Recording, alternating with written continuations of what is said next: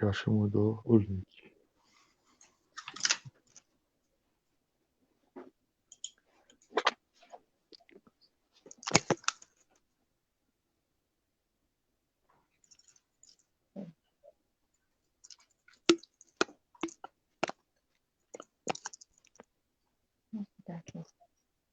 Vai entrar daqui.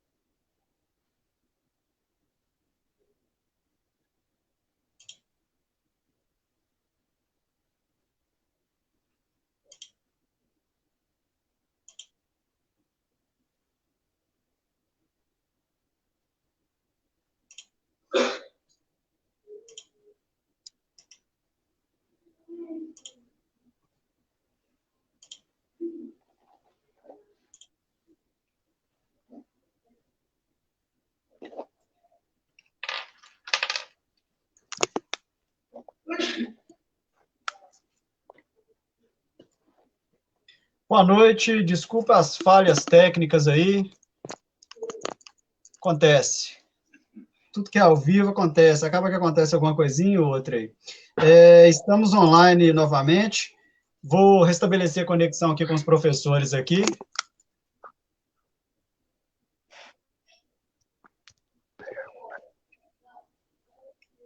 Pega de uma vez.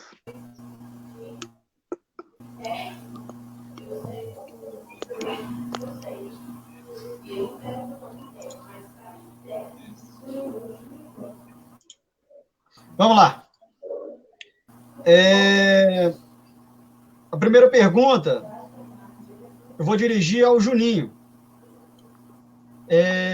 O atual governador Zema, em fevereiro, ele negou o reajuste salarial aos professores da rede estadual.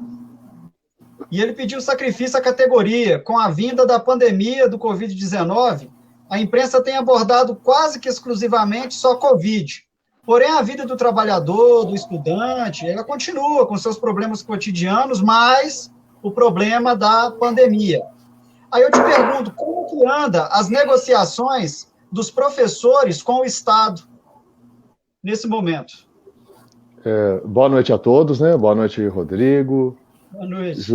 Jurutan, Gil, a todos os telespectadores, internautas que estão nos assistindo. É uma pergunta importante, porque eu que fiz parte também, né, desse período de greve, e até antes da pandemia, o governador ele vinha sendo bastante pressionado, tanto pelos servidores da educação, como também pelos servidores da segurança. E foi uma forma, né, esse período de pandemia, foi até uma ajuda aí para o governador, porque ele tinha que assinar, né, um projeto, né, criar a lei, onde estava sendo negociado na época o aumento tanto dos servidores da segurança, como educação e saúde, e iria também se expandir para outras categorias. Então, a partir do período aí da pandemia, ele parou as conversas, né, a roda de negociação. Agora, o mais grave nesse período, né, ele até encaminhou para a Assembleia, na sexta-feira, a questão da reforma, a reforma também na questão do servidor público, que é uma coisa que vai prejudicar a todos, não vai ajudar, porque nós sabemos que a classe de professores ela não é bem remunerada, ela teve até uma mudança no período de 2015 até 2018, só que nós sabemos que o Zema ele não tem esse pensamento de qualificação, de remunerar bem os servidores públicos, né? Principalmente no caso da educação, porque a gente não tem esse diálogo com o Zema, nem mesmo com a secretária Júlia Santana. O sindicato já tentou várias vezes marcar reuniões e sempre a Secretaria de Educação ela toma as decisões por si só. Então não há esse comprometimento. O que cabe a nós, professores, nesse momento, é realmente a luta, que já vem ao longo dos anos, e não abaixar a cabeça para esse atual governo. Eu gosto sempre de falar, porque na gestão anterior, eu mesmo eu tive encontros com o secretário de Educação, que era a secretária de Educação Macaé, depois foi o Village. Então, nós tínhamos esse acesso. Hoje, nós não temos mais esse acesso de diálogo. Então, assim, na minha visão, o Zema erra bastante por não dialogar. Se ele dialogasse, ele teria mais sucesso, inclusive no teletrabalho dos professores que estão sendo feitos atualmente. E eu sou uma pessoa que estou brigando bastante, principalmente lá no grupo do sindicato. A gente tem o grupo de sindicatos aqui do Barreiro, do Sindiúti, onde a gente questiona a questão do corte aí do Vale Transporte. No período de pandemia, o governador ele corta Vale Transporte dos trabalhadores. E é uma coisa que é pouco, mas é importante, porque nós temos que gastar com internet, nós temos o teletrabalho, na verdade, a gente trabalha 3 vezes mais do que o trabalho presencial. Então, é um governo que, infelizmente, não tem um diálogo com o trabalhador, o servidor da educação. Em campanha, ele vem com aquele discurso todo formado, que ele ia priorizar tudo, queria priorizar a educação. Infelizmente, isso não tá acontecendo, né? Infelizmente não, e principalmente que ele tem um pensamento, o próprio teletrabalho, e também já foi um pensamento desde do Ministério da Educação, com o Bolsonaro e com o Zema, de fazer o teletrabalho desde antes. Ele já tinha esse pensamento. E foi um questionamento da classe, como que um aluno do ensino fundamental, 1 e 2, a gente sabe que o acesso à rede, né, de internet no Brasil é totalmente desigual. Ela é desigual, a gente não tem uma grande qualidade. Então, como que aquele aluno que está na periferia, que não tem o acesso, a gente está vendo aí, muitos alunos têm que subir assim, na laje para tentar um acesso, subir em cima de árvore. Isso é um absurdo, né? Então, assim, nós sabemos que não é um governo que vai visar, que visa realmente o foco na educação. Ele quer, na verdade, o quê? Eu vou botar o teletrabalho, vou fazer inicialmente esse teste, porque hoje é por questão da pandemia, mas já no pensamento da campanha mesmo do Zema. Então ele vai fazer esse teletrabalho. O que vai acontecer? Vai diminuir o número de professores, o salário dos polícias continua lá no alto.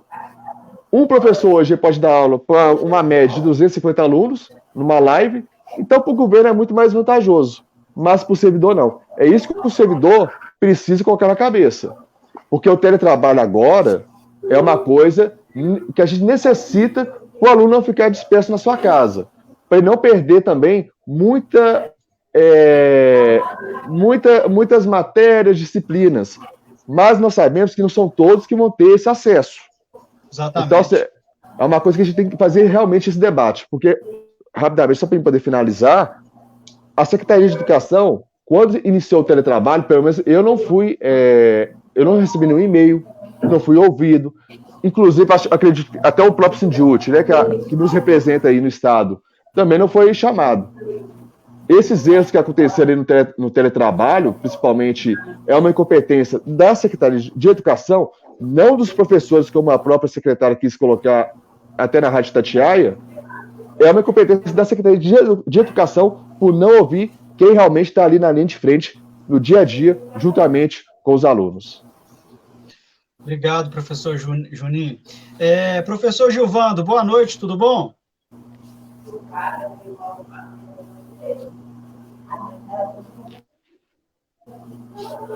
gente está com uma dificuldade de conexão aqui. Eu vou passar a pergunta para o professor Jurutan, depois eu volto no professor Gil.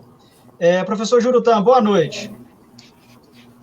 Boa noite também o Juninho, né? O Gil e você. Boa noite. E a todos aqueles que estão, né, conectados assistindo a gente nesse momento. Professor Jurutan, com a pandemia, vários trabalhadores têm utilizado do home office para sua rotina diária. os professores também estão nesse novo modelo de rotina. Como têm sido essas aulas remotas? Olha, Rodrigo, eu fico até feliz de ter me feito essa pergunta agora, porque, por coincidência, eu estou fazendo uma pesquisa, e essa pesquisa ela fecha na segunda-feira, que fala justamente sobre isso, sobre esse tema. Como está sendo esse momento e qual a expectativa para o momento futuro. E nessa pesquisa, completando um pouco o que o Juninho falou antes, que não houve uma comunicação, que seria também, de certa forma, prejudicial, né, aos funcionários públicos, nós vemos o seguinte: na realidade, o processo ele é prejudicial, na realidade, ao discente, ou seja, ao aluno, na realidade. O aluno é o que mais perde nesse processo todo. Primeiro porque houve realmente uma baixa na qualidade da educação. Quer dizer, o material fornecido pelo governo, por exemplo, nesse momento de pandemia, ele não é distribuído a todos. Então, nem todos têm acesso. Seja pela falta da internet, seja pela falta de conseguir, né, o material através da escola, pois a escola não pode fazer a distribuição. A distribuição não foi colocada através de um processo do Correios. Os professores, ou nós professores, estamos sobrecarregados para tentar chegar até esse aluno e fazer a comunicação com esse aluno. Quer dizer, que não é um processo muito fácil, porque os alunos ficaram dispersos, né? A escola, como ela tem um local central, os alunos saíam de suas casas e deslocavam até dentro da escola. Boa noite, tudo bem? Está me ouvindo agora? Agora sim, Gil. Boa noite, tudo jóia? Então, boa noite. Mas aí, agora, Rodrigo, o que tem acontecido? Os alunos não têm essa conexão com o professor. Então, ficou a cargo de cada escola criar os seus meios de comunicação com o aluno, via WhatsApp, criar talvez aí sites, ou entrar pelo Google Drive, ou por outros meios. Entendi. Ou seja, o Estado não ofereceu os recursos. E isso tem, na realidade, deixado os professores mais angustiados. Por que mais angustiado?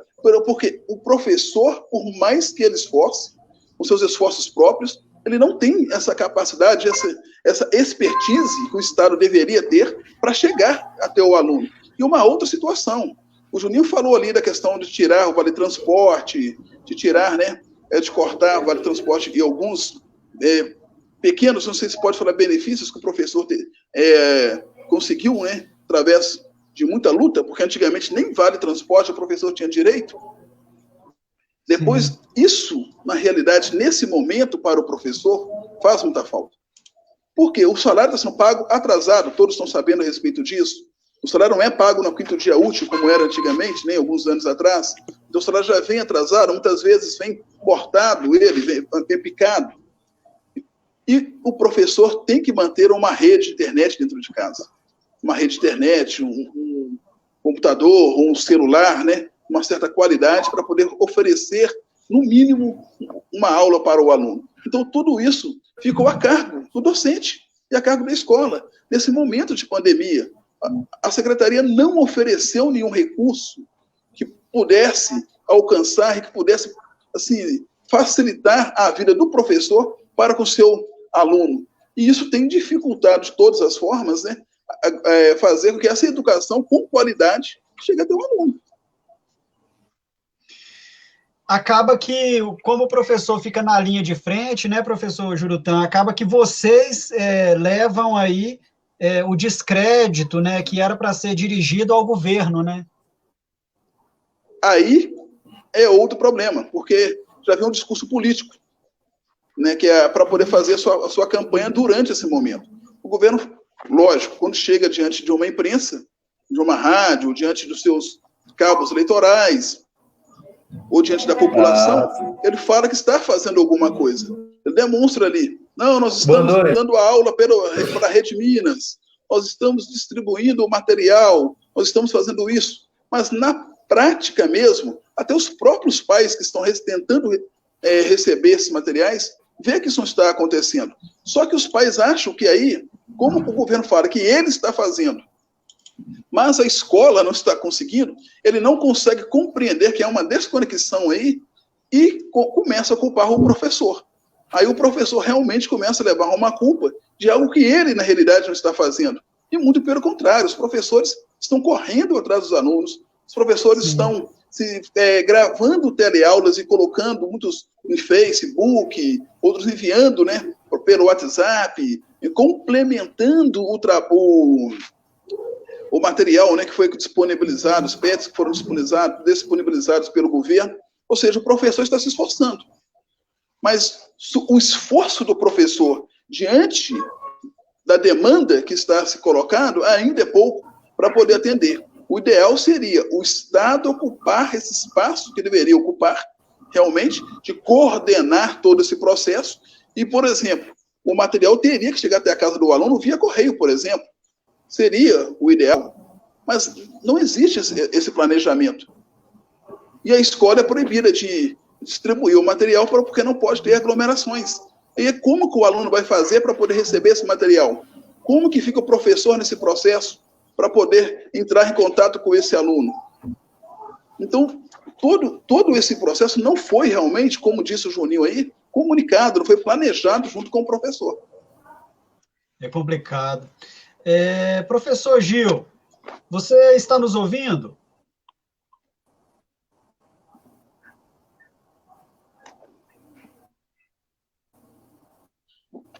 Realmente a conexão com ele não está surtindo efeito. Eu vou passar para a próxima pergunta, para o Juninho.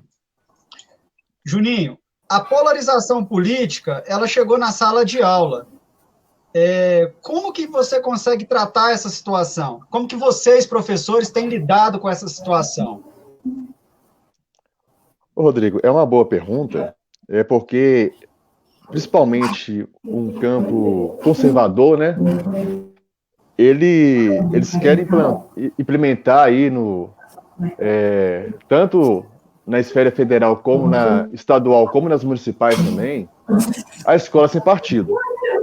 Na minha visão, que estou ali no dia a dia, escola não tem partido, a escola tem profissionais ali, professores, diretores, que têm o seu conhecimento. E o que cabe a nós é passar a realidade, né? A história. Só que nós temos pequenos grupos, né, conservadores aí no Brasil que querem, na verdade, tirar a informação. Então, é tirar a filosofia, a sociologia, a arte. A gente já começou assim, pelo menos essa semana, não sei se é uma boa ou se vai ter algo pior, essa saída do ministro da Educação, que de educação não entende nada, né? O Abra.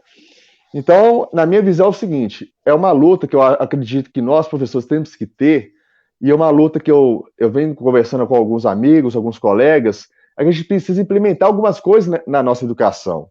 Desde o conhecimento político, que o aluno não tem tanto esse conhecimento político, questionar por que um professor recebe um salário X abaixo e um político que não estudou, tá aí, eu não vou citar nomes aqui não, mas nós temos políticos há 30 anos que não fez nada, está aí mamando na teta do Estado e hoje quer discursar por um Estado mínimo.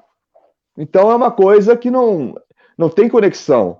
A pessoa, ela está ali, ela pega dinheiro de impostos que nós pagamos, e isso que eu venho debatendo ao longo do tempo realmente ter uma carga horária melhor para arte, filosofia, sociologia. Eu acredito também que, principalmente na educação do ensino médio, poderia ter antropologia. São disciplinas que vão trazer o quê? Um conhecimento, vão trazer principalmente aquele sujeito crítico. Se nós tivéssemos esse sujeito crítico, nós não teríamos essa situação perversa que o Brasil vem passando. Então, assim, eu discordo muito dessas pessoas que defendem a escola sem partido, que a maioria delas que defendem a escola sem partido não tem nenhum tipo de conhecimento. Eu que sou daqui de Belo Horizonte, também trabalho em Birité, nós temos aqui alguns vereadores que brigam pela escola sem partido que não tem nenhum conhecimento. não sentou com nenhuma classe de professores para chegar e conversar. Aqui, o que acontece na escola? Vou pegar um exemplo, né, que é a campanha política que nós tivemos em 2018, falou muito do kit gay, uma coisa que não existe, é uma loucura, é uma insanidade. Falou também da questão da ideologia de gênero. As pessoas querem debater ideologia de gênero sem conhecer o que é o assunto. A pessoa quer falar sobre capitalismo, quer falar sobre socialismo, quer falar sobre comunismo, sem conhecer. Apenas porque uma pessoa que é conservadora falou, uma pessoa que tem uma visão fascista falou. Então, na minha visão, a escola, principalmente, ela tem esse trabalho, e eu acredito, tem que implementar. A gente tem que debater política, as crianças, os adolescentes têm que entender quais são os 3 poderes que nós temos, o legislativo, o executivo, o judiciário e o papel deles. Se nós conseguirmos implementar isso realmente na escola de uma forma mais de conhecimento, as mazelas que nós temos no nosso país hoje, no nosso estado, nos nossos municípios, vai diminuir bastante. Acabar eu não sei, mas a partir da hora que nós tivermos esse sujeito crítico, escola sem partido vai acabar de ser apenas uma coisa para eleição, apenas uma coisa fajuta que não existe. Antes de eu passar para a próxima pergunta, ver se o professor Gil conseguiu restabelecer a conexão, eu só vou dar uma passada aqui nos nossos quarentenautas aqui que estão acompanhando a gente aqui. Gostaria de mandar um abraço para todo mundo aí, o William, o professor Rubens, o China, o Marcos, o Anderson Mourão, o Rômulo Venades, a Charlene, ela parabeniza a gente aqui, e o professor Rubens, a Keila Venades está também, e a Vanderlúcia. O professor Rubens, ele fala o seguinte: teletrabalho é extremamente estressante para os professores, uma vez que não é fornecida as ferramentas necessárias para realizar este trabalho, fora os alunos que não têm acesso à internet. Tem várias participações aqui. O Anderson Mourão até fala que, na teoria, o teletrabalho até funciona, mas na prática é brincadeira, né?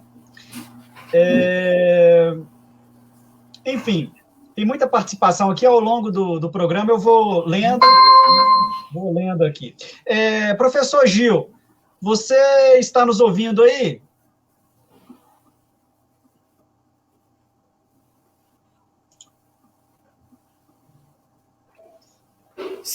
Sim, estou ouvindo vocês. Sim, eu vou te fazer uma Quero pergunta. saber se vocês estão me ouvindo. Tá ok, vamos fazer uma pergunta. Desde o início eu estou ouvindo muito bem. Tá ok, vamos lá. Pode fazer. Infelizmente, o descaso pela classe dos profissionais de educação é um tema que vem se arrastando há décadas no Estado. Sai governo, entra governo, e os professores não recebem a devida atenção. Lembrando que todo profissional formado, independente da área de atuação e de grau de instrução, necessita, antes de tudo, de um professor do ensino fundamental, do ensino médio para a sua formação. Como é a aceitação da comunidade escolar, que abrange pais e alunos, no período de greve?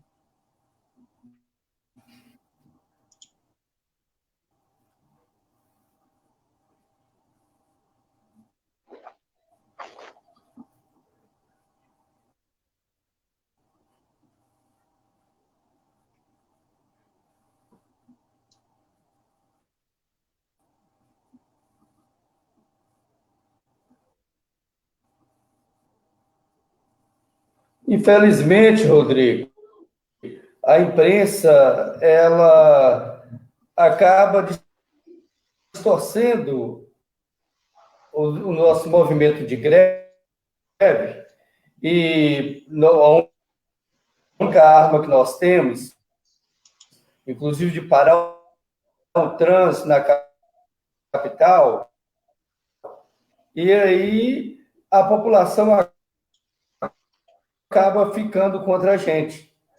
Infelizmente, os pais não acompanham os filhos na escola. Se eles acompanhassem o dia a dia do professor, dos seus filhos nas escolas, com certeza esses pais iam nos apoiar nesse movimento de greve. Se a gente está recebendo bem e sendo bem tratado e tendo uma boa qualificação, que há anos que não tem qualificação, que nós temos, nós fazemos conta própria. E muitas das vezes o Estado nem reconhece essa qualificação que a gente faz. A gente faz uma pós, faz um mestrado e pagamos para estudar e, às vezes, somos penalizados, inclusive no sábado, quando a gente tem aula, né, tanto no mestrado quanto na pós, por causa que o governo não reconhece. Então, a população ela não nos dá apoio. Agora, com esse problema de pandemia, né, quem sabe a população que está passando por dificuldade, igual nós todos estamos passando, com seus filhos em casa, né, eles poderia nos dar mais valor e nos apoiar. Porque é o que você falou, o governo sai governo e as conquistas que a gente consegue, às vezes, num governo anterior, costuma entrar um novo governo e a gente perde aquela conquista. Agora, a reforma da Previdência que já chegou na Assembleia, né? A gente vai dificultar a situação de nós, professores, no futuro, para a sua aposentadoria. Então, a gente contribui, mas é complicado. Não tem como a gente ter os nossos direitos. Então, infelizmente, a população não nos dá apoio, tá?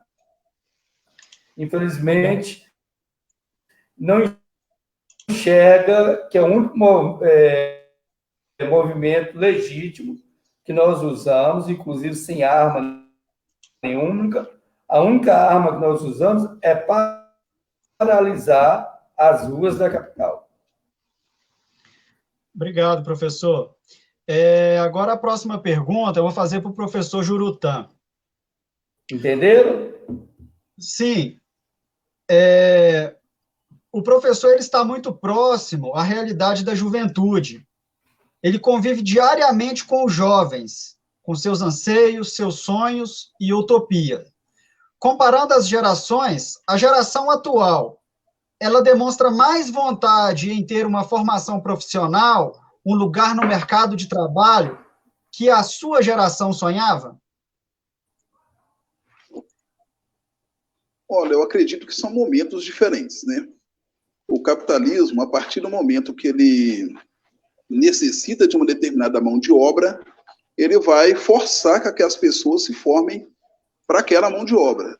Como a gente sabe, sempre vai formar pessoas com um número excedente, né, do necessário para que possa ter uma mão de obra com preço um pouco mais baixo. Rodrigo. Então, assim, eu acredito... Estou ouvindo, finalizei. Então, eu acredito que essa geração agora, ela também tem os seus anseios, tem as suas vontades, né, de formação no curso superior, e infelizmente agora está se tornando um pouco mais difícil. Nós sabemos que tínhamos um governo anterior que tinha investido, quando eu digo governo, no sentido federal, né, que tinha investido em bolsas, tinha investido, na realidade, em financiamentos, né, para a educação de nível superior, havia investido também na qualificação de pessoas que antes eram consideradas à margem da sociedade, quer dizer, como negros, ou nós negros, né, como também as pessoas da periferia, pessoas que não tinham os recursos financeiros, que não poderiam sonhar em chegar até uma universidade, os indígenas, e por aí, entendeu? Pessoas com a sua questão de gênero sexual, gênero também. Então, assim, todos esses foram beneficiados com os governos anteriores. Porém, né, a realidade agora é outra. Infelizmente, estamos vivendo um período onde a ciência está sendo muito colocada como algo desnecessário e, às vezes, até prejudicial. Quer dizer, hoje há uma desvalorização do conhecimento. Beleza, Rodrigo. Isso realmente, infelizmente, é muito ruim. Mas, mesmo assim, eu vejo que o jovem, para a sua formação profissional, ele está em busca de alguma coisa, tá certo? Ele está em busca desse preparo para o mercado de trabalho, mesmo porque ele sabe que ele necessita, para entrar no mercado de trabalho, passar, né, por alguns processos como a escola. Então, eu acredito que hoje há um jovem que, sim, ele está procurando chegar e se qualificar para esse mercado. O problema são as condições que ele não tem, muitas vezes, para chegar a essa qualificação. Porque a escola, por exemplo, nós temos hoje um processo que, mesmo entre as escolas públicas, aquelas que deveriam receber, talvez, um investimento maior, que seriam as escolas nas periferias, para atender a esse público, né, que às vezes não tem um acesso, né, a um capital cultural um pouco mais, de certa forma, igualitário com outros públicos, essas escolas da periferia muitas vezes não recebem o mesmo investimento. Então, o que acontece hoje é que se prepara melhor alguns alunos em algumas escolas e não prepara tão bem em outras escolas, por falta também de recursos e não somente da mão de obra qualificada, que são os professores ou aqueles que estão ali naquele momento. Mas isso faz, infelizmente, parte de um processo de exclusão que, infelizmente, está inserido no processo de capitalismo e que não tem como se dissociar isso, certo? Esse processo de preparo da mão de obra, ele só é feito segundo a necessidade desse processo do capitalismo. E ele também, ao mesmo tempo, exclui aqueles que realmente eles veem que não precisam deles, e, infelizmente, estão mais na periferia. Então, a escola ela tem uma dificuldade muito grande, muitas vezes, e tem um processo de sofrimento, de angústia muito grande, para tentar chegar e pegar esse aluno que está lá na periferia e dizer para ele, muitas vezes, que ele está e prepará-lo para estar de pé de igualdade com outro que não está e que recebeu outros tipos de recursos. Por exemplo, só para poder que não prolongar muito, um aluno que desde pequeno ele foi preparado, recebendo aulas de inglês, ele pôde viajar para fora do país, ou ele pôde ter acesso, por exemplo, a teatro, cinema, outros tipos de leituras.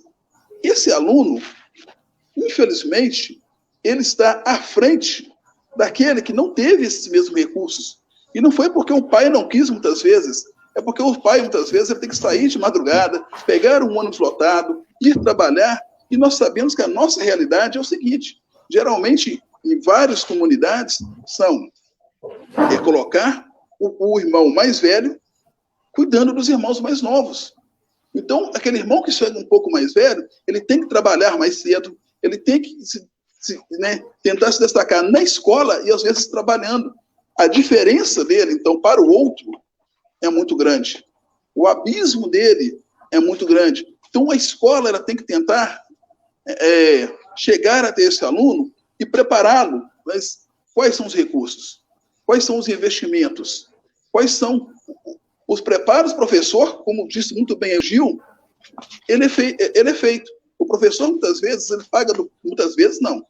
Para dizer a verdade, na maioria das vezes, ele paga do bolso dele uma pós-graduação, ele paga do bolso dele um curso específico que ele quer fazer para poder ensinar ao aluno, ele paga do bolso dele para assistir um filme e preparar aquele filme para poder fazer uma elucidação de uma aula. Ou seja, tudo isso o professor faz, ele mesmo investindo.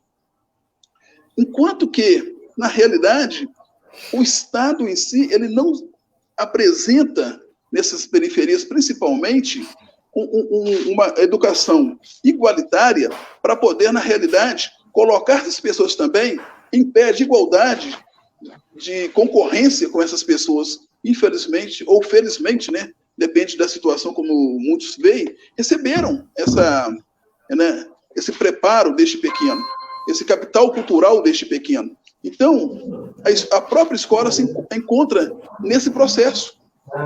E o próprio capitalismo também nos coloca nesse processo. E nós, professores, temos que trabalhar com isso, tentando ao máximo preparar esse aluno para poder estar depois de pé de igualdade, para poder disputar o mercado de trabalho. Mas eu vejo que os jovens, eles têm tentado, sim. Quer dizer, mesmo na periferia, eles buscam, eles lutam, estão indo em busca, né, dos seus sonhos. Entendi. A próxima pergunta, eu vou até usar uma pergunta de uma pessoa que entrou, uma quarentenalta nossa aqui, a Vanderlúcia. Ela pergunta o seguinte, eu vou perguntar para o professor Juninho, e depois eu vou deixar a pergunta mais para o final do programa para o professor Gil, porque a gente está com um problema de delay lá, então eu estou tendo que fazer a pergunta aqui e mandar a pergunta para ele para o WhatsApp. Então eu vou perguntar para o professor Juninho agora. A pergunta da Vanderlúcia. Se houver a possibilidade de volta de aulas presenciais em agosto, o que será que o governo fará com os alunos com doenças crônicas, tipo doenças raras, porque estes não poderiam voltar sem uma vacina ou tratamento seguro? E são muitos. Até, por exemplo, como sabemos, muitos são broncoasmáticos. Olha, primeiramente, eu acredito, tá? Até respondendo para ela e para outros internautas também que têm essa dúvida, eu não acredito que o governo estadual, que nós iremos voltar esse ano. Eu acho que é o meu primeiro ponto de vista. Porque o Romeu Zema, ele está seguindo muito a linha do Calil, né? O Calil foi um dos primeiros a fechar, né, realmente, a cidade, e depois o Zema começou a seguir pela questão do que ele estava vivendo, com as pressões tanto dos servidores da educação, saúde e segurança pública. Então, na minha visão, não vai ter essa volta esse ano. Só se nós tivermos as vacinas que estão começando a ser testadas, mas não é um período rápido.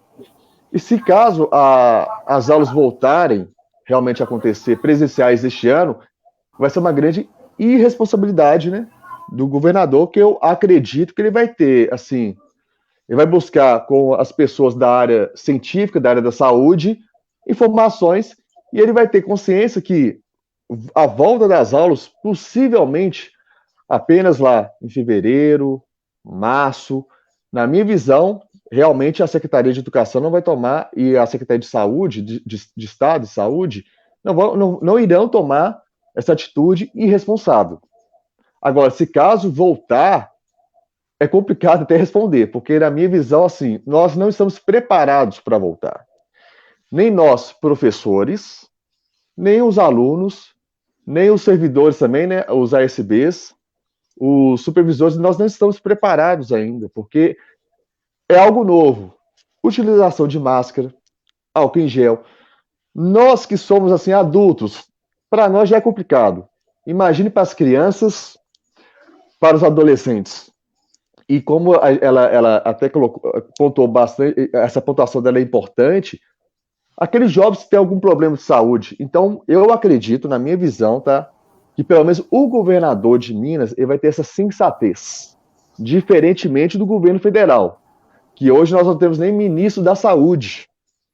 Pelo presidente estava tudo aberto. Então, na minha visão, o governador Romeu Zema ele vai ter essa sensatez de não reabrir. Só quando a comunidade científica falar o seguinte, olha, gente, nós fizemos as testagens das vacinas, vamos iniciar a vacinação pelo país, e no prazo, vamos botar assim, lá para abril do ano que vem, nós poderemos sim voltar, mas quando nós voltarmos também, eu acredito nisso, vamos voltar com máscaras e pensando na questão da utilização do álcool em gel, para a gente ter respirar, na verdade, respirar algo de tranquilidade, uma falsa tranquilidade. Porque, de qualquer forma, a pandemia mesmo, como estava vindo sendo noticiada, que a China estava diminuindo, voltou a aumentar novamente. Então, a gente está vivendo um período muito complicado, não tem como a gente prever assim, o futuro, não. Nós rezar mesmo, torcer que a comunidade científica consiga essa vacina e que os números aí de pessoas atingidas também diminua.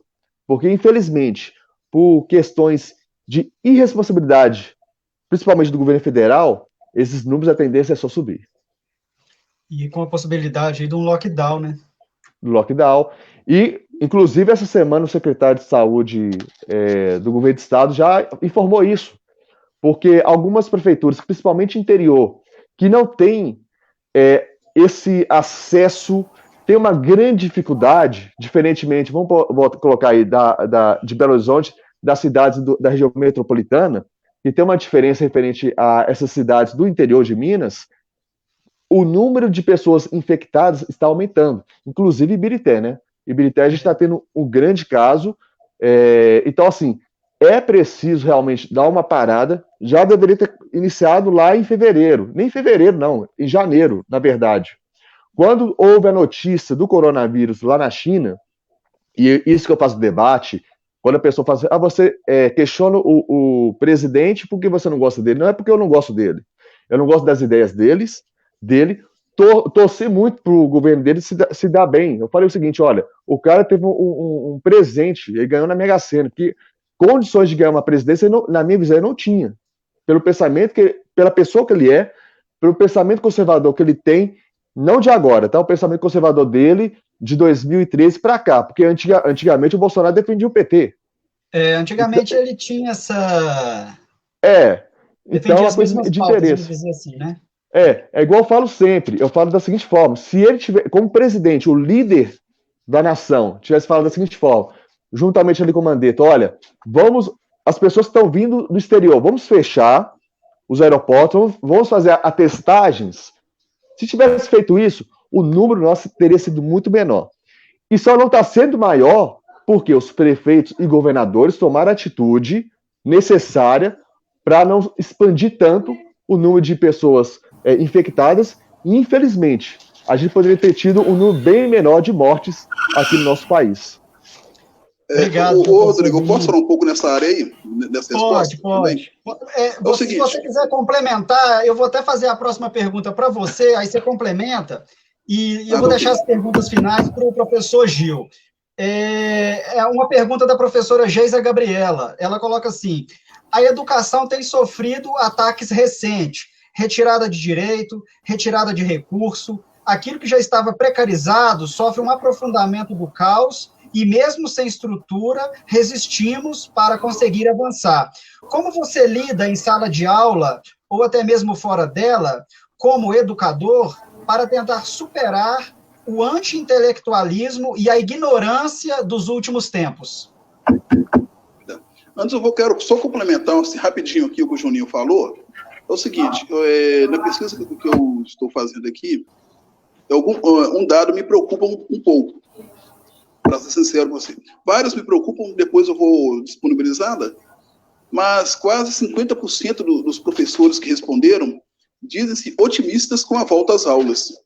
Eu tenho até um pouco de receio de que isso seja utilizado, né, como um retorno precarizado para esse momento. Porque, como o Juninho disse, nós não estamos preparados.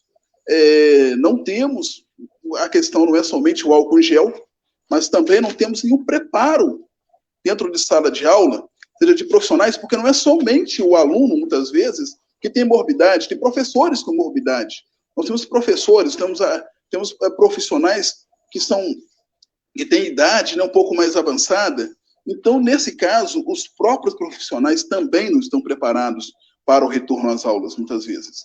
Então, isso aí tem que ser muito pensado, tem que ser muito calculado. E tem um outro problema que nós não estamos colocando aqui, né, com uma outra variável que não foi colocada, e que ela é de suma importância para isso. As escolas particulares, elas fazem pressão para esse retorno às aulas, porque há uma realidade diferenciada entre a escola pública e a privada. E as escolas privadas querem esse retorno às aulas o mais rápido possível, porque o retorno às aulas para a escola privada significa, na realidade, manter, né, também os seus recursos. Então, é uma situação que, na realidade, tem que ser extremamente bem estudada, uma situação para um possível retorno debatido com a sociedade, na realidade. E, infelizmente, né, como estamos falando aqui, nós não vemos nesse processo aí o diálogo. Então, nós estamos vivendo aí fazendo uma ligação com a pergunta que foi feita agora, nós estamos vivendo um momento onde o conhecimento, na realidade, ele está sendo cada vez mais desvalorizado. O que está se preparando, na realidade, o que se quer preparar é o seguinte, é uma escola técnica, onde a pessoa entre já preparada para um trabalho técnico. Apenas isso. Tá certo? A escola que está sendo colocada, a escola que está sendo pensada nesse momento, seja ela a falar da escola sem partido, a escola militar, todas elas, se você for pensar bem, tem uma certa conexão. Tá certo? Que é preparar o aluno somente para o mercado de trabalho. Esse aluno crítico que foi falado aqui, que foi mencionado até pelo Juninho, esse aluno crítico, ele não faz parte desse processo. Por isso, desvalorizar, principalmente, as matérias de humanas, que provoca, que produz esse pensamento crítico, que produz esse pensamento que vai, na realidade, questionar a realidade pela qual o aluno, ou a sua família, ou seus entes queridos, ou seu grupo social está inserido. E ele vai compreender também por que ele está inserido naquele grupo social. O que aconteceu para ele permanecer naquele lugar? O que não deixa avançar? Porque hoje também nós estamos vivendo um período da meritocracia, onde, quando vocês, ou quando nós não alcançamos alguma coisa, a palavra que é colocada é: você foi incompetente, você não esforçou, você não estudou, você não preparou. Então, ou seja, a pessoa vive diante de uma culpa constante. E essa culpa constante vai provocando doenças também, como depressão. E por aí, né, essa sociedade vai caminhando. Então, na realidade, uma das formas que nós temos de combater, e que eu uso muito, né, primeiro eu converso com os alunos. Você não tem como você chegar com os alunos sem um diálogo. Uma outra situação, eu tento, ao máximo, trazer os alunos para a leitura. Quer dizer, na minha matéria, eu falo com os alunos, não tem como vocês não lerem. Meus alunos odeiam, porque já foi formado um pensamento, por exemplo, que não pode ler Karl Marx. Eu odeio Karl Marx, mas eu falo, como você vai odiar Karl Marx se você nunca leu? Você nunca ouviu falar sobre ele. Você não sabe o pensamento dele. Ah, mas ele é comunista. Então vamos compreender. O que é o comunismo? O que quer dizer a palavra comunista? Porque hoje estamos vivendo uma sociedade que polarizou tanto, como você falou numa outra pergunta, que se a pessoa passa no meio da rua ali, ajuda uma pessoa que está desfavorecida, nosso Deus, a pessoa é chamada de tudo. De comunista, de pessoa que não quer que aquela pessoa vá trabalhar, que não quer ajudar. Mas conhecer a realidade social daquela pessoa não é colocado em questão naquele momento. O que levou aquela pessoa, o que levou dentro daquela sociedade, aquela pessoa chegar aonde chegou. Então, isso são os questionamentos, né, que como sociólogo eu coloco dentro de sala de aula, para que os alunos possam tentar compreender, né, e tentar rever a sua situação no seu dia a dia. Nós não estamos onde estamos só porque queremos. Estamos onde estamos porque, na realidade, há um processo político que é muito maior, há um processo econômico que nos faz estar onde estamos. A educação é desvalorizada nesse momento, na realidade, porque isso beneficia alguém. Que grupo está sendo beneficiado com essa desvalorização da educação? Que grupo está sendo valorizado com essa educação que se fala que temos que formar a pessoa como escola sem partido, como diz o Juninho? Que grupo é esse que está querendo isso? Quais os benefícios que esse grupo está querendo alcançar? Será que esse grupo que está aí é um grupo que está querendo, na realidade, uma igualdade social, por exemplo, entre as pessoas? É um grupo que atende, na realidade, as pessoas quando elas estão precisando de um SUS, como nós estamos precisando hoje? Porque esse mesmo grupo Foi a favor da privatização do SUS, de acabar com o SUS, para beneficiar os planos de saúde. O SUS se fortaleceu devido a essa necessidade que estamos tendo dele agora, durante essa pandemia. Então, esse mesmo grupo é a favor, por exemplo, das privatizações das escolas. Então, nós temos que tentar colocar claro para o aluno quem vai ser o beneficiado, em onde que ele está e como ele ficará na realidade, caso isso aconteça, que esse grupo vença. Para que o aluno saiba e ele possa tomar também a sua decisão e se posicionar, né, diante dessa situação que está acontecendo. Porque hoje, infelizmente, só para, né, não prolongar muito, as informações são muitas, mas elas são desencontradas. Nós sabemos que a indústria do fake news no Brasil, ela é muito grande. Então, a informação realmente correta, ela não chega, muitas vezes, aonde ela necessitaria chegar, que é naquela pessoa que está ali dentro da escola, que é muitas vezes até nos profissionais da escola. E tem muitos profissionais também que defendem. Infelizmente, Juninho, tem muitos profissionais que defendem escolas sem partido. Infelizmente, nós temos isso também. Mas eles mesmos não sabem que eles serão atingidos por ela, por esse processo. Eles não estão cientes disso, muitas vezes. Então, nós temos que compreender isso e trazer isso à luz, né? Para que seja debatido dentro de sala de aula e o aluno também possa se posicionar. A minha posição é essa, de deixar bem claro para o aluno. Antes de eu passar para o professor Gilvando no final, tem até uma pergunta aqui bem interessante. O China, ele coloca o seguinte: a escola sem partido é uma pauta muito defendida pelas igrejas evangélicas, principalmente.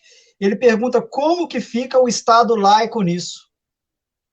Podiam resumir em poucas palavras, que aí eu já passo para o professor Gil, aí você, Jurutan, e o Juninho, e depois o professor Gil também, eu passo a pergunta para ele.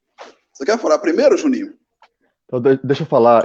Eu recebi até uma pessoa, né? Uma conhecida minha, só para a gente... Vou falar uma coisa mais resumida, né? A questão da escola sem partido. E a questão das igrejas protestantes. Mas nós também tivemos um grupo, né, da igreja católica da ala carismática, que também tem esse viés, porque esse grupo da igreja católica carismática também está lá no Congresso, né? Inclusive aí um dos deputados federais, o Eros Biondini, que faz parte desse grupo. E as igrejas protestantes, não todas, tá, gente? Nós temos igrejas que realmente seguem aí a Bíblia, não seguem a questão política. Eu conversando com uma pessoa, né, que faz parte, que é uma das fiéis, né, dessa igreja protestante, também não vou citar qual delas não, ela me informou da seguinte forma, que o pastor, durante as eleições, ele falou que todos eles deveriam votar no Bolsonaro. O Bolsonaro, aí eu vou falar um pouquinho do Bolsonaro, que aí tem que tocar no Bolsonaro, que ele hoje em termos, é o líder, né, dessa ideologia de escola sem partido, mas ela me informou que o pastor pediu para ela votar no Bolsonaro. E hoje ela se arrependeu. Então, essa questão da escola sem partido, ela vai muito dessa desinformação. Muitos falam que o Bolsonaro ele ganhou por causa da internet. Não foi por causa da internet.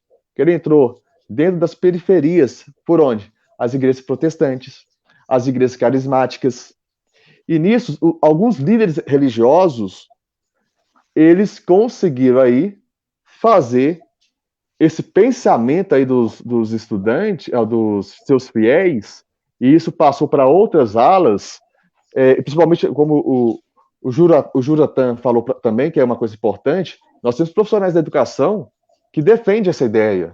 E para mim, assim, principalmente por causa desse viés. Esse viés das igrejas, principalmente protestantes, e da católica carismática. Então, o que acontece? Esse viés, ele entra nas escolas, e o próprio Zema, né, quando a gente fala na questão desse viés, essa ala bolsonarista, o Zema só foi eleito principalmente por causa dessa ideia bolsonarista. Mas não é por causa da internet, é por causa que ele conseguiu entrar onde o Lula entrou há alguns anos, o Lula ele teve essa entrada, mas o Lula não entrou por causa das igrejas. O Bolsonaro não, ele conseguiu entrar por causa das igrejas e ele entrou na periferia. Então, esse é um problema a ser discutido. A gente vinha a um estudo, principalmente na história, né, que a igreja, é um período, deixou de governar. Na verdade, ela não deixou de governar. Mostra aí que o Bolsonaro, ele não foi eleito por causa da internet, porque a internet, na verdade, se a gente for pegar os seguidores do Bolsonaro, e eu gosto de estudar isso, essa questão de seguidores, a maioria é fake. E algumas pessoas que pegam a ideia dele e vão propagando. Mas ele conseguiu entrar por onde? Por causa das igrejas protestantes e da católica carismática. Então ele conseguiu entrar nas periferias, em locais que não tinha acesso. E nos grandes empresários que conseguiram fazer essa propaganda. Então nós vivemos esse problema. Quando a gente fala de escola sem partido, eu tenho um vereador aqui de Belo Horizonte, que eu não vou citar o nome, que é um dos cabeças hoje dessa escola sem partido aqui na Câmara Municipal, sem nenhum conhecimento de educação. Aí eu te pergunto, como que nós temos professores ainda que apoiam pessoas como essa? Então nós temos que questionar. Por isso que é necessário, sim, nós, da educação, brigarmos, lutarmos para levar um conhecimento da filosofia, da história, da arte, do português, da matemática, sem cortes. Olha, eu gosto muito do China, né? O China, ele tem uma preocupação muito grande com essa área. Eu vejo algumas publicações do China ali também no Facebook, né? Ele tem essa preocupação, né? E eu acho pertinente, para ser sincero com você. Mas vamos lá, China, se a gente for analisar bem, nós estamos diante de uma realidade que é o seguinte: se tudo estiver correndo bem, até 2030, o número de evangélicos no Brasil ultrapassará o número de católicos. Quer dizer, esse é um dado, certo? Se tudo estiver correndo como está correndo, se continuar crescendo, né, continuar crescendo o segmento evangélico, eles irão ultrapassar o número de católicos. Mas nós temos que também separar dentro dos evangélicos. Dentro dos evangélicos, dentro da igreja chamada protestante, né, que são os evangélicos nesse caso aí, também há vários segmentos. Então, sim, tanto que você vai encontrar dentro das igrejas batistas vários segmentos próprios da igreja batista. Você vai na igreja metodista, você vai ter também alguns segmentos. Então, é natural dentro delas haver esses segmentos. O que acontece no Brasil, por exemplo, hoje, que eu vejo, que pelo menos nós temos aí alguns que nós chamamos de 5 pastores, né? Que nós podemos falar que são 5 pastores, 5 maiores pastores, no sentido de estar diante da mídia. Eu não vou falar os nomes deles aqui, mas que nós sabemos quais são. E esses pastores estão na mídia, tem horários nobres, tem em algumas televisões, tem seus templos cheios. Então, esses pastores, obviamente, quando eles apoiam um determinado governo, uma determinada ideia, esse governo, esse candidato, não governo, mas esse candidato, ele tem um apoio muito grande para vencer uma eleição. E o Bolsonaro, como bem colocou o Juninho, ele veio a preencher uma lacuna que as igrejas já estava pedindo há muito tempo, que é esse pensamento do conservadorismo.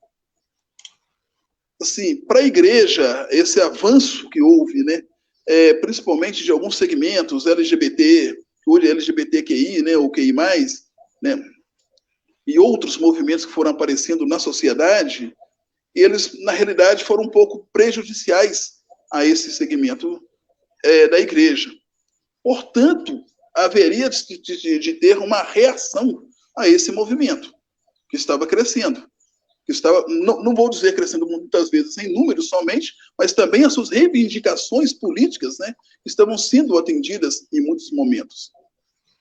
Então, essa reivindicação veio através, muitas vezes, da escola sem partido. O problema da escola sem partido é que a maioria das pessoas que o defendem não conhece o que é escola sem partido. Nunca leu o projeto Escola Sem Partido. Porque no projeto Escola Sem Partido, por exemplo, né, que é inconstitucional, já foi considerado inconstitucional já, então assim, é um debate que, na realidade, para mim, ele nem deveria ser feito mais, porque ele foi considerado inconstitucional, mas mesmo assim, em alguns municípios, como Belo Horizonte, né, tem vereadores que gastam seu tempo, aquela coisa toda, para atender os seus eleitores, para poder votar, né, a favor da escola sem partido, mas quando chega no Supremo, ela é derrubada. Por que ela é derrubada? Porque dentro da escola tem que haver a pluralidade de ideias. Então você tem que permitir pluralidade de ideias dentro da escola. A escola, ela não pode viver, na realidade, amordaçada por um pensamento único. Do criacionismo, por exemplo. Podemos falar do criacionismo na escola, sim. Você pode falar. Mas pode e deve-se falar também de como que o Darwin fez a sua pesquisa.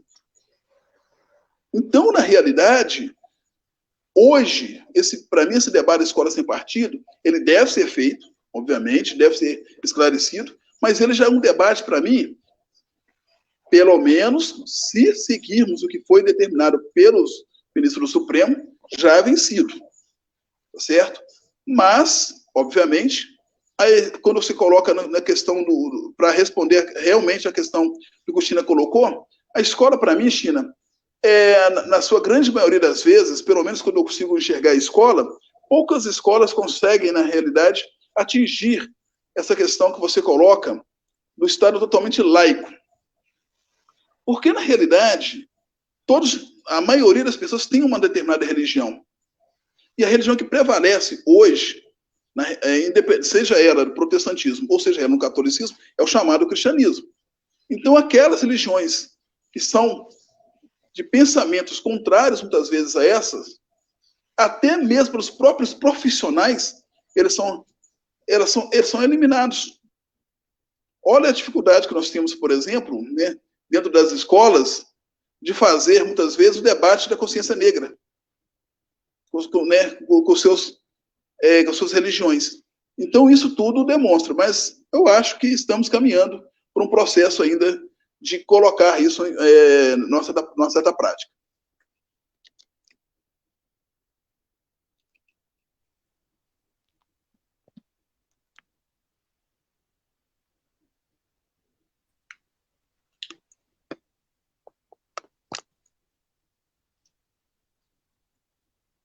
Deu para compreender o final que eu estava falando ali? Sim, desculpa, deu uma queda aqui, que eu estou tentando restabelecer o áudio do professor Gil aqui e não consegui, parece que eu não consegui restabelecer o áudio com ele. Mas vamos ver. Mas aí você me desculpa, professor Jurutan, acabou que eu saí no meio, no final da sua, quando você estava concluindo, a internet caiu. Não é a internet, eu saí do programa para tentar restabelecer o áudio dele. Não, mas a fala foi terminada para o pessoal ouvir, né? Sim. Ué, tudo bem. Aí... Ô, Rodrigo. Oi. Eu vou aproveitar aqui, o Rômulo aqui, o Rômulo, nosso amigo também, que também é dessa área também da educação, até colocou aqui para nós aqui no chat, que eu estou acompanhando aqui também. O problema da internet na live hoje serviu para mostrar a dificuldade. Se nós estamos tendo essa dificuldade, imagina os alunos. Então, nossa, e professores, né, também, né? Nossos professores também. Exatamente. Eu vou dirigir agora as duas perguntas para o professor Gilvando. Eu vou mandar para ele por WhatsApp e vou ler as perguntas e vou enviar para ele. Que aí ele recebendo lá, corta essa questão do delay, entendeu? Vou fazer as perguntas para ele aqui. Professor Gilvando, qual sentimento você tem ao ouvir políticos que recebem salários altíssimos, em vista que os salários deles nunca atrasam, dizendo que não são favoráveis à greve dos professores, inflamando a população contra a categoria?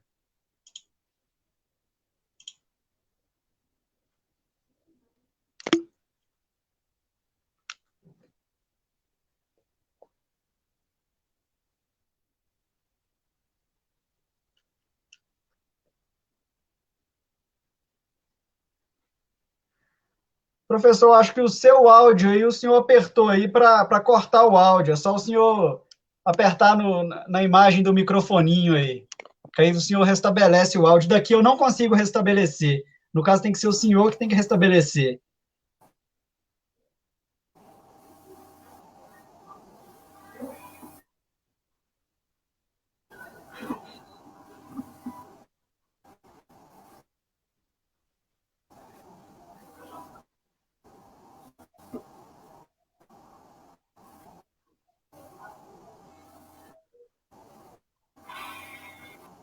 Infelizmente, eu acho que não vai ter como.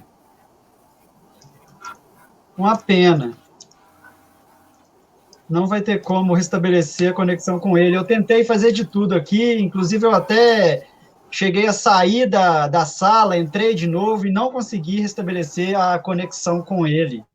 Uma pena, né? Uma pessoa que poderia somar tanto aqui, mas infelizmente o problema da internet não está fazendo a gente dê andamento. Vamos passar então para as considerações finais. Professor Jurutan, depois professor Juninho. E se caso o professor Gil conseguir, ele fala também. Olha, primeiro eu agradeço muito, Rodrigo, o convite, né, pela participação. Juninho, também foi uma honra ouvir você, tá certo? Assim, é bom quando a gente ouve, né, pessoas que têm um pensamento como o seu, que está lutando junto com a educação, né, porque nós precisamos sempre de somar, não é verdade? E a educação tem um processo de luta muito forte pela frente ainda. Como foi falado aqui, tem um processo agora de desvalorização do conhecimento, temos aí que enfrentar esse processo que está começando agora, né, da questão previdenciária, né, que foi apresentada, que aumenta a nossa contribuição, mas não aumenta o nosso salário, então, de certa forma, vamos perder salário nesse período de tempo. E temos também, dentro desse processo todo da pandemia, né, desse processo todo desse isolamento social, que alcançar os alunos, que está sendo a nossa preocupação. Então, a nossa angústia está sendo muito grande e vivenciando também um momento de certezas, porque nós não temos certeza no dia que vamos receber. Nossas datas de recebimento, ela não tem uma data, nós não temos uma data. Quando chega o mês, né, de recebermos, o governo lá para o dia 5, dia 10, lá informa a data que vai ser depositado o dinheiro. Então, assim, todo esse processo, na realidade, coloca a educação em uma situação extremamente crucial, mas também nos coloca no processo de luta. E nós não podemos entregar as armas, certo? Muito pelo contrário. Nós, profissionais da educação, somos os profissionais que sempre lutamos, os profissionais que sempre estamos ali na frente né, da guerra mesmo. Muitas vezes não é percebido pela população, nós estamos fazendo a nossa parte. A greve, infelizmente, quando ela ocorre, é a última situação, porque já tentaram todas as outras para poder solucionar alguns problemas. Nesse ano que iniciou, nós tivemos problemas até mesmo de matrícula de alunos que não estavam sendo conseguido ser feito, e que os pais não sabiam que não era problema da escola, era problema, na realidade, de um processo muito maior do que era do governo. Então, assim, se nós não conseguirmos chegar a esse processo, entendeu? Quer dizer, de reivindicar uma melhora na educação, que não é somente para o professor, mas também vai beneficiar o aluno, a escola realmente chega um momento que ela pode parar. Então, nós temos que estar sempre à linha de frente. Então, eu agradeço a todos que ouviram e que possam compreender que o professor também está ali e está a favor da sociedade. Tá certo? Está lutando por uma sociedade melhor, uma sociedade igualitária, uma sociedade onde o conhecimento possa ser valorizado e ele possa ser colocado para todos. E só para parafrasear uma pessoa, né, ela diz o seguinte, que conhecimento é poder. Então, quanto maior o conhecimento uma pessoa tem, mais poder ela tem para agir na sua própria sociedade e no segmento onde ela está inserida. Eu agradeço muito. Eu que agradeço. Agora, as considerações finais, professor Juninho. Então, agradecer o Rodrigo pelo convite. Assim, foi um bate-papo sensacional. Um abraço de Jurutan, Gil. Jurutan, primeira vez que a gente está tendo esse contato. E é importante realmente ter essas ideias. Eu acho o seguinte, quando você tem ideias que são diversas, né? Ideias diferentes, mas que traz no final aquele consenso, são importantes. Hoje no Brasil, as ideias estão sendo assim tentadas, principalmente aí por um governo conservador, acabar com as ideias.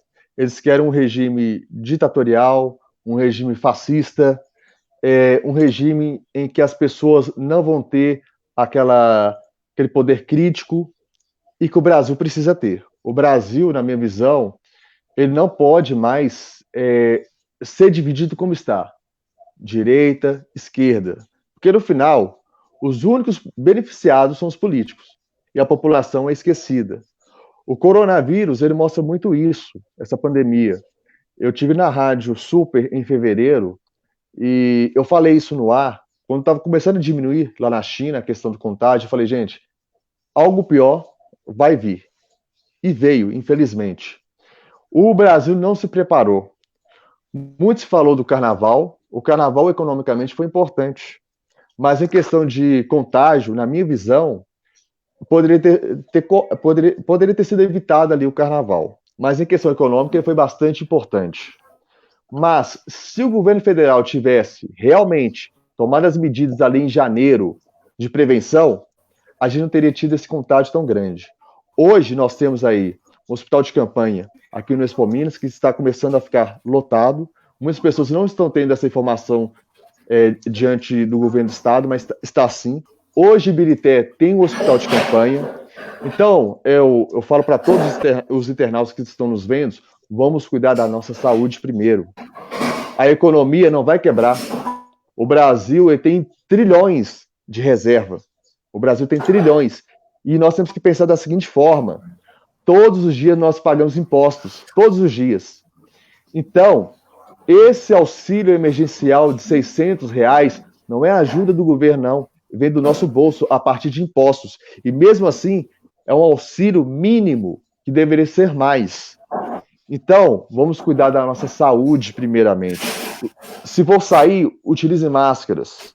Se você precisa realmente sair, cuide da sua saúde. Porque, infelizmente, nesse momento, está sendo debatido um debate eleitoral de uma eleição agora de 2020, nas eleições municipais, e já pensando em 2022. Temos que pensar no agora. Porque se a gente não tiver saúde, e a nossa saúde, e parabenizar, gente, os profissionais da enfermagem, os médicos, as pessoas ali dos serviços gerais nos hospitais, nas UPAs, nos postos de saúde, que está uma coisa assim, emergencial. As pessoas estão achando que é apenas uma gripezinha. Não é, não. É algo gravíssimo. Que não vai. E a pandemia, gente, o coronavírus, ele não escolhe rico, pobre, não. Mas o pobre, ele é mais afetado. Porque o SUS, ele não suporta atender a todo mundo de uma vez. É uma coisa importante. Eu não vou me prolongar muito aqui, não, que eu falo muito, tá? Mas eu vou tentar ser sucinto. Nós temos aqui as pessoas que vão ter um AVC, vão ter um infarto. Então, gente, o SUS hoje não é apenas para o coronavírus. Então, vamos respeitar esses profissionais da saúde, vamos respeitar os professores, os supervisores, diretores, ASBs e, principalmente, gente, os nossos estudantes, que nesse período de teletrabalho é um período de escassez, é um período que é apenas para preencher papéis, porque nós teremos, sim, ano que vem, voltar o ano letivo desse ano. Pelo menos a metade do ano a gente tem que ter esse ano letivo, porque a gente não pode pensar no agora, só não. Temos que pensar no futuro, que é o futuro desses estudantes que estão em jogo também, que muitos governos não estão pensando. Gente, no mais é isso, vamos cuidar da saúde. Um abraço aí pro Gil, que entrou aí agora. Juratan, foi um prazer te conhecer, tá? As suas ideias, assim, bate bastante com a nossa. Rodrigo, obrigado pelo convite. Estou à disposição para outros bate-papos. Um abraço a todos aí. Obrigado, Juninho Jornalista, professor Juninho Jornalista. Eu vou tentar a última vez aqui fazer uma conexão com o professor Juratan, com o professor Gilvando. Vamos ver se ele consegue, pelo menos, entrar nas considerações finais. Pode... O espaço está aberto, professor.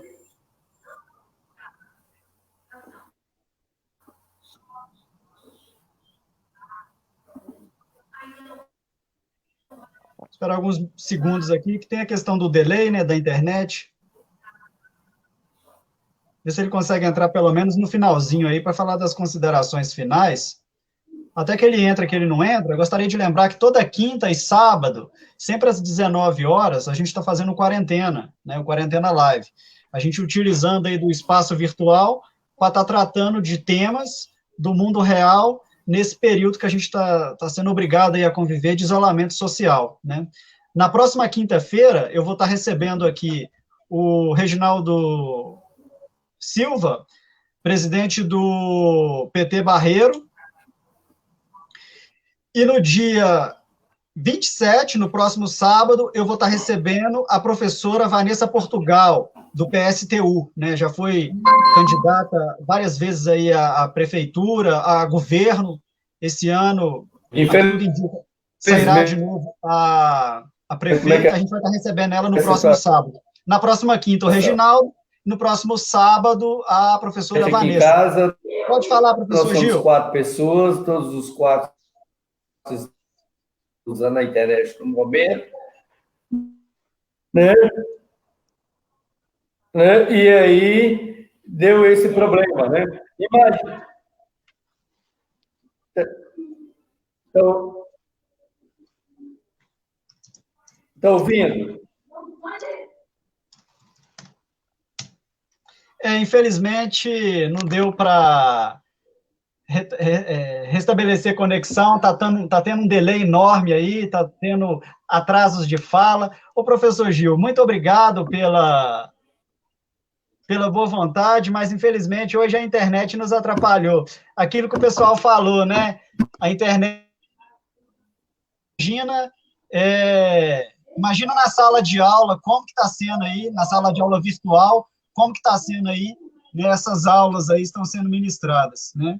Então, eu gostaria de agradecer a todo mundo que esteve aí acompanhando a gente até agora, né? Muito obrigado, professor Jurutã, professor Juninho, jornalista, professor Gil, né? Muito obrigado pela boa vontade de vocês virem aqui somar, participar do Quarentena, né? Utilizando o nosso espaço para estar passando informação aí para a população de Ibirité, Barreiro e Belo Horizonte, né? O Quarentena abrange aí toda essa região, né? Tem gente de Contagem, né? Também que está acompanhando a gente. Tem dias que tem gente lá de Portugal, né? Os Venades que de Portugal também acompanham a gente aí. Então, eu gostaria de agradecer a todo mundo que participou, China, o Henrique Lazarotti, Ricardo Barbosa, né? O Felipe Bisteni está acompanhando a gente também, a Geisa, né? O vereador Alan da Música, enfim, né? Muito obrigado a todos vocês, professor Rubens, Rômulo, Keila, Vanderlúcia, Guilhermina, todo mundo que está acompanhando o Quarentena aí, muito obrigado. Desculpe pelas falhas que ocorreram e até quinta-feira que vem, se Deus quiser. Tchau, tchau. Um abraço, até mais, gente. Até mais, boa noite para todo mundo.